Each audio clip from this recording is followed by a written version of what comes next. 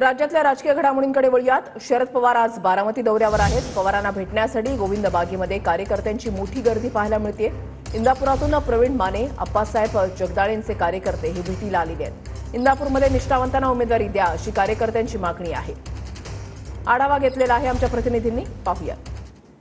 राष्ट्रवादी काँग्रेसचे अध्यक्ष शरद पवार आज बारामती दौऱ्यावर आहेत। बारामतीमधील गोविंद बाग या त्यांच्या निवासस्थानी मोठ्या प्रमाणात कार्यकर्त्यांनी गर्दी केलेली आहे। आज सकाळपासूनच मोठ्या प्रमाणात नागरिकांची शरद पवार यांना भेटण्यासाठी गर्दी झालेली आहे। एकंदरीतच आज सकाळपासून कार्यकर्ते पवारसाहेबांना भेटत आहेत आणि त्यांच्या समस्या जाणून घेत आहेत, त्यांच्या समस्या सोडवण्याचा प्रयत्न करीत आहेत।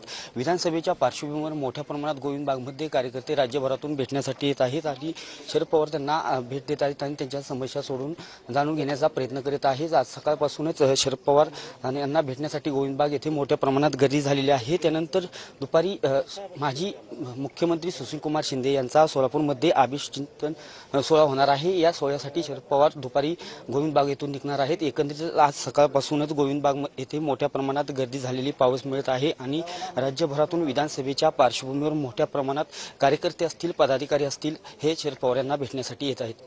कॅमेरा पर्सन विकी चव्हाणसह मी दीपक कापरे, TV9 मराठी, बारामती।